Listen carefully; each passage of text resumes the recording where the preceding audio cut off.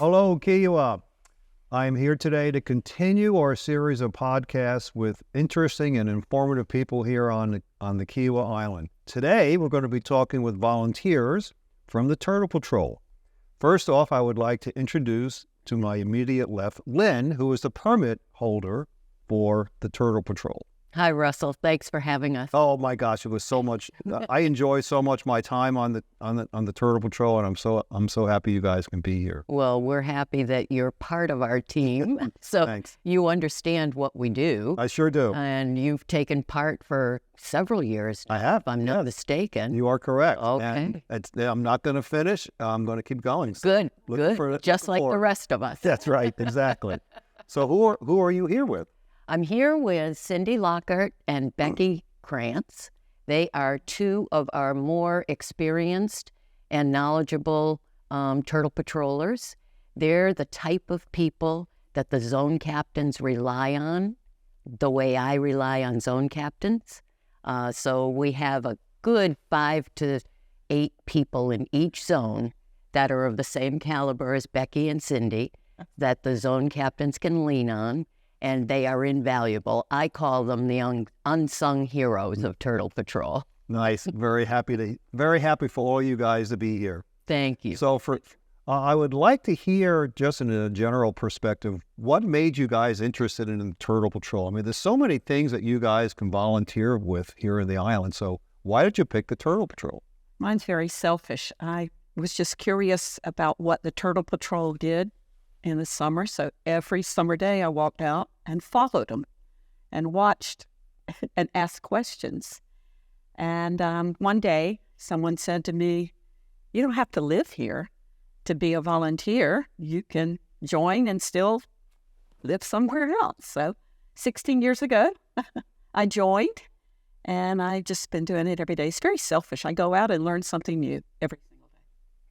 And my favorite part of the Turtle Patrol happens to be the mornings. I think the morning sunrises are better than the sunsets. They're fabulous. For colors. A great sunrise, guaranteed a great sunrise, 2-mile walk on the beach, and look at all the people you meet. Cindy, how about you? What about you that made you interested in the Turtle Patrol? Well, so back in 2010, I witnessed a sea turtle release by the South Carolina Aquarium. And this was a 340-pound loggerhead sea turtle. And it just sent chills up and down my spine because this turtle was so large, and it was just so amazing to know that there were people out there that actually took care of injured or sick sea turtles and rehabilitated them, and they were resilient enough to be released back into the ocean. So that was my first spark of interest in sea turtles. And after that, I read, I became a sea turtle guardian, I adopted a sea turtle, and in 2016, I was walking the beach and I came across a stranded loggerhead sea turtle. And so I reported it. They asked me to stay there with the turtle, and I waited, and Lynne and her husband showed up and started processing this stranded turtle that was unfortunately deceased. So I saw both ends, the rehabilitation and the time and effort that it took to actually take care of a deceased turtle. And so Lynne was kind enough to let me watch her as they worked up the sea turtle. And so after that, I said, "Do you know how I can get involved with Sea Turtle Patrol?" There you go. Get in contact with. She said, "You're looking at it." So that was, I gave her my contact information. She sent me an email, and that was the beginning of my journey. Nice. Excellent story. So that's actually a very good segue into what I wanted to ask each of you next. And maybe you already answered the question, but what are your favorite memories or favorite events of the entire Sea Turtle Patrol process?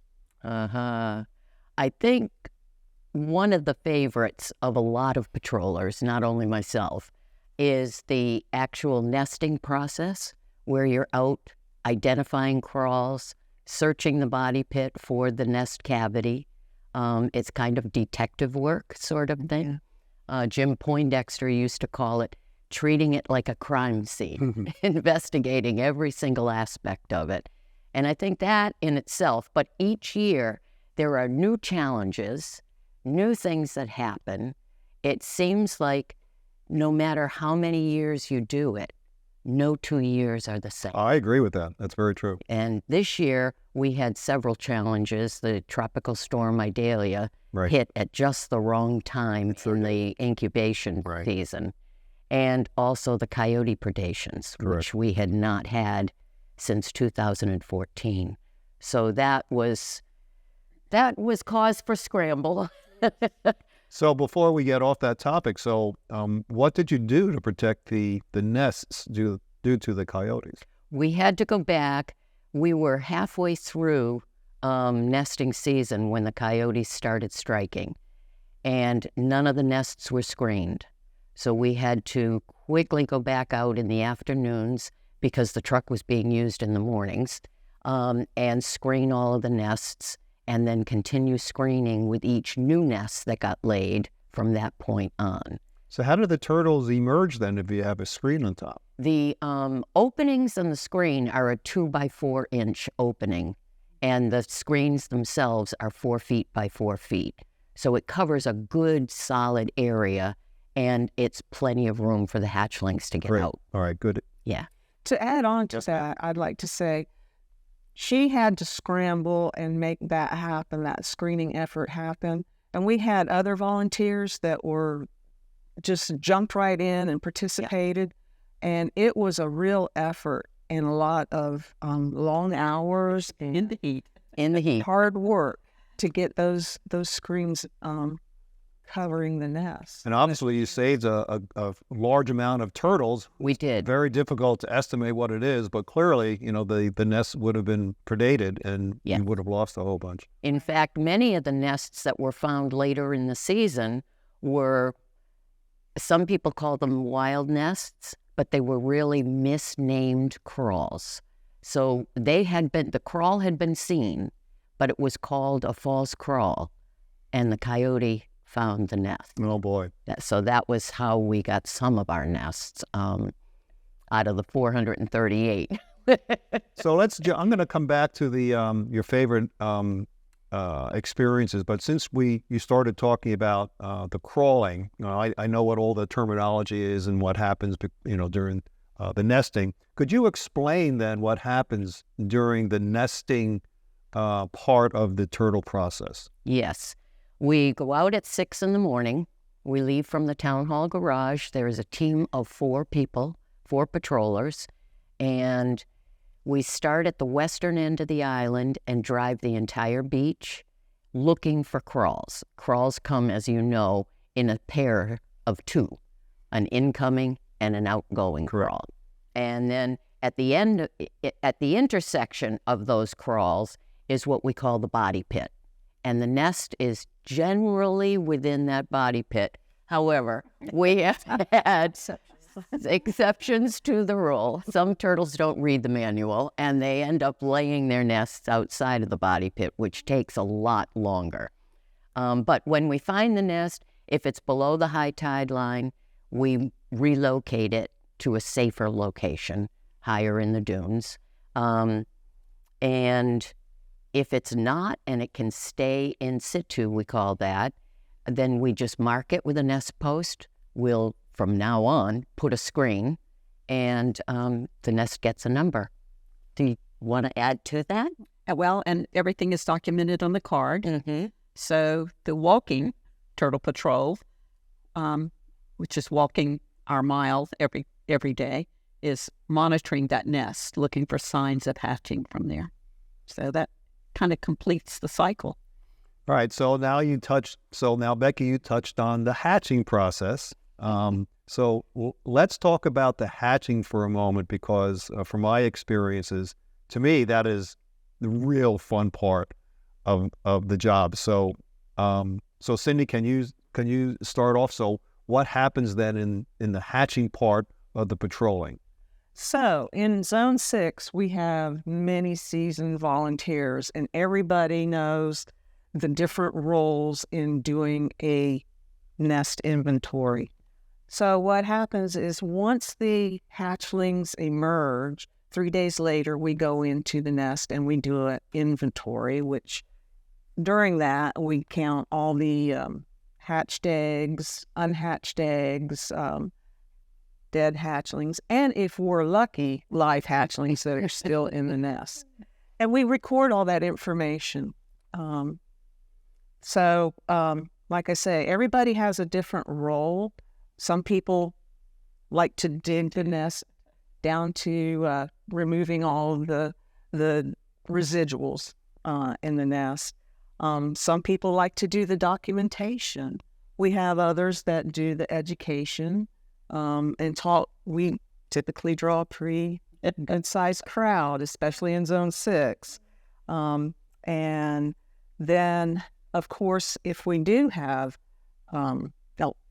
back up, then we have somebody that likes to count. And sometimes we may have two people that like to count the residuals, the hatched eggs, or whatever is still left. And so if we are lucky enough to have a live hatchling, then we encourage the crowd to help us with that release into the ocean. We try to give them a good amount of beach so that they can imprint on our beaches. And we have lines of people on either side that are helping us to keep any kind of predators away and encourage the hatchlings into the ocean. So, Becky, how many eggs are in a nest? Oh, it can be around 100, but it can be up to, we've had some, Lynne, up to 165. Yes, Yep. That's a large amount. it is. So how many, about percentage-wise, how many actually hatch of the quantity that's in the nest?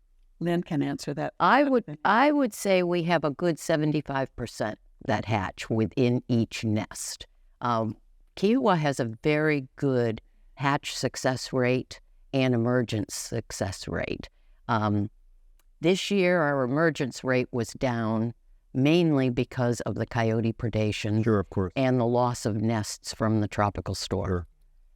So that affected that particular percentage. But otherwise, we're really very lucky here. And Lynne, your relocation rate success is this the It is, yes.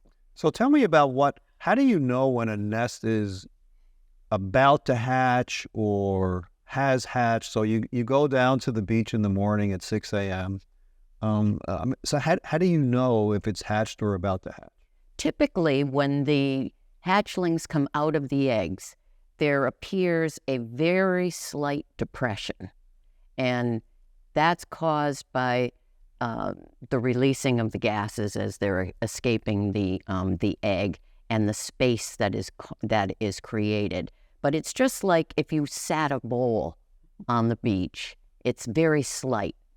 When the hatchlings emerge, there is a big crater because as they're all climbing out of this nest, the sand is falling back down in. Of course. And it's very obvious. Plus, you see the tracks generally. Sometimes you don't see the tracks because of the wind blowing, but the crater is a very, very good indicator that nest. And the wall will actually be edged because she's formed what looks like an inverted light bulb.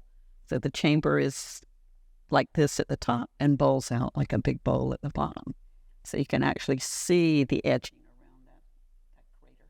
So have you all observed turtles marching to the water? And We have. yeah, that's a wonderful experience. Isn't it? Yes. So It never gets old. No, it So doesn't. you wiggle a little bit and suddenly things just start boiling right out. Mm-hmm.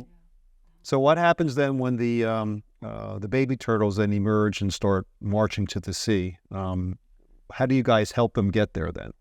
Well, what we do is collect them into a bucket of nest sand, just so that the birds and the ghost crabs are not getting at them. And then when the nest is completely dug and we have all the live hatchlings that are in that nest, we proceed down the beach to the wet sand and release them from the bucket down there. And that's otherwise up in the hot sand. Sometimes we've had a few years where we had what I call day hatchers. Yes. And the hatchlings emerged in the heat of the afternoon. And by the time I got up to the beach or someone else got up to the beach, they had actually fried in the hot Oh, my sand with the sun beating down on them and the hot sand Sure. coming from below. So it's a very delicate balance. You definitely want them crawling on our beach so that, like Cindy said, they can imprint, Sure. so they know the region to come back to 30 years later when they're ready to lay nests. But you also don't want them to be chased after by ghost crabs or having the birds swoop Right. down and pick them off. So one of the most interesting things that I have learned from my experiences on the turtle patrol is once they get to the water, their first steps into the water, where do they go? So I guess, Becky, it's your turn. So where do they go, and how long does it take for them to come back and lay eggs? It's fascinating. They hit the water and they keep going, just straight on out towards Sargasso Sea. I mean, So what is that then, the Sargasso Sea? Lynne can explain that better too. That's out in the Gulf, and it's where they feed, so that the yolk sac that they've absorbed after coming out of their egg shell is the energy that they need to get from the beach to the Sargasso Sea, where they can then start eating and hiding and growing. And where is this Sargasso Sea? It's about 50 miles off of our coast, in the Gulf Stream. So that's the amazing part. Yes. So Protection and And It's all there. So the amazing thing to me is that these newly hatched turtles It's big. somehow have to find their way to this Sargasso Sea. Yes. That's 50 miles off coast. Yes. And somehow they do. they do. It's just amazing. It is. It is. It's a miracle. And even more amazing that they come back. Mm-hmm. So can you, so the other thing I wanted to talk about is there is an identification process that the Turtle Patrol goes through. So they know that the same turtle or offspring of a mama turtle are coming back Mhm. to Kiawah. Mhm. So can you explain that a little bit? Well, from each nest that's laid, we take one egg for research. If in the finding of the nest, the whole process of finding the nest, if an egg breaks for whatever reason, then we use that eggshell instead of taking a whole egg. But otherwise, we take the egg, it gets put into the shell itself, gets put into a preservative, it gets its own number on the vial. Those vials get collected by Brian Shamblin from the University of Georgia, and he runs genetic tests on all of those eggshells. We now have, about 11 or 12 years worth of material, and the research is fabulous and fantastic, and it's incredible. And that's how we have been able to find out who these individual females are and who they're related to and what beach they came from. For years, we told visitors that, they come back and lay on the same beam, but we never really did have solid proof until now. And it's not just the same mama turtle that comes back, but it's, yeah, Siblings, sisters. it's truly amazing. So one of the last questions I wanted to ask, we went a little bit out of sequence, which is great though, because it was important discussion. So what are your favorite stories? What are your favorite takeaways from your experiences on the Turtle Patrol? And my favorite 48 hours was having someone call me and say, there's a mama turtle near the sanctuary. Can you come down and help with crowd control? And Lynne, you were there that night too. It was it's sunset, and we watched this mama, and it takes hours to start digging. Well, for some reason, she didn't like where she was going to lay, and she went back into the ocean, but we were able to read the tag on her flipper. Oh, nice. So we were able to identify who it was. That was an exciting night. If you see a mama turtle, it is always exhilarating. The next night, same time, same place, same turtle. She came back up. So hours again, watching this mama, and she wandered back into the ocean. So that it was the following morning that we actually identified her at near Beach Walker, and she did lay that time. Yeah. But that same night, at 11 o'clock, someone called and said, "You better come to the boardwalk quickly because there's only one track of a turtle track, and we can't find the turtle." Wow. And she had banked herself right up against the step. So if someone had come down the steps of the boardwalk, they would have stepped on her back. So within 48 hours, I saw a lot of mama turtle, and it was pretty exciting. Definitely. It is. And the only job to do at night is to be sure that people are staying very far back. Absolutely no lights, no flash, no disturbance. So that's the reason for getting up at night and then getting up the next morning too. Right. But there's no job. There was no job for me to do. There was nothing for me. I didn't relocate nest. I didn't do anything but tape off the area to be sure no one stepped on her. Right. But watching that mama crawl slowly back into the ocean under that full moon A was fabulous experience. Yeah. And that's why lights have to be off Yes. for those residences, because the turtles are guided by even those cell phone cameras. Yes. Yes. Yeah, people want to see the crabs at night, but they really do distract. Cindy, so do you have a favorite story? Oh my gosh, I have so many favorites. So the favorite of the favorite then. I think I'm going to go into this one. Yeah, this is good. A couple years ago, well, in 2018, so that's 5 years ago now, we were on nesting patrol, Lynne and I and a couple other pretty seasoned volunteers, and we got a call about a possible sea turtle in a pool, tidal pool in front of the sanctuary. So we drove the truck there and got out because, well, Lynne is the permit holder for the stranding permit on Kiawah. So that's why she was contacted. So we get out, and sure enough, here's a turtle that we see coming up, lifting its head up to breathe every once in a while. And so we waited, kept an eye on this turtle. The DNR responded, and Lynne and I go out into the water to help assist with getting this turtle onto land. That's so awesome. It wouldn't move. It was just coming up in the same spot, taking a breath and going back down.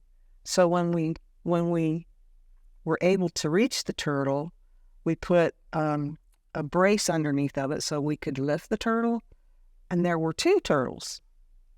So here we were in this tidal pool, water up above our knees, trying to pull this turtle onto land. And of course, the one behind it was attached with a rope, probably from a trawling line, and we had to pull it along too. Sure. And so we finally, between three of us, got this turtle onto land. It was alive. The second one was not. And DNR took the turtle and took it to the Sea Turtle Care Center for rehabilitation. That turtle's name is Scabbers. It was with the Sea Turtle Care Center for a year and was successfully released in 2019.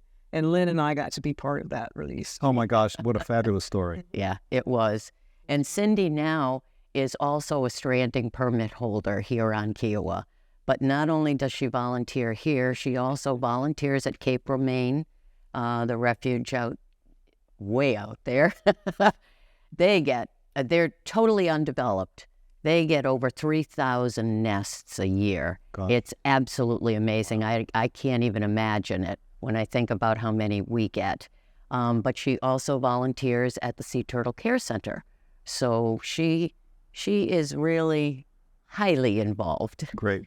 And so last but not least, Lynne, so your favorite story. My favorite story, and it's really a very general type story, but it is getting people like Cindy and Becky and yourself involved in Turtle Patrol, seeing the excitement in those folks, the dedication in everyone, and the fact that they stick with us. Oh, you're not getting rid of me. I can. No, good. And I think we're our best when people are shadowing us. Yes. When people are out there asking questions and wanting to know what's going on. I agree. We're on our game. I agree, Becky. Exhilarating part that makes you get up every day. And Yep, go out. it does. So, Lynne, I offer you the last chance here for saying something that you would like to get out to the community about the Turtle Patrol, and in your response, I think it would be helpful if you would provide contact information if someone notices a distressed turtle or some issue. Who do they contact, and how do they do that? Okay, that's a two-part question. Yes, it is a two-part question. I'll address the first one. People who are interested in Turtle Patrol, there is a minimum commitment of time in order to be a patroller. And many people can't honor that commitment, and I totally understand that. But they have a keen interest. So we have established what we call a shadowing program. So there is no minimum time commitment. Folks can come out and tag along with any of the teams on the beach, ask all the questions, learn what they want to learn. They can do it as often or as little as they'd like, and we welcome that. As Becky just said, we're happy to teach people More what... the merrier. Yes, exactly. But if you do want to become a turtle patroller, all they have to do is get in touch with me, Lynne Sager, at me.com, or my cell number, 843-670-7063. I already have a running wait list for 2024, so I will just add folks to that list. And how that process works is we try to match people up to a zone that's near where they live. So then what I do is I check with the zone captain to see if they can take on more patrollers. Right. And if they can't, then I look for another zone to place those folks in.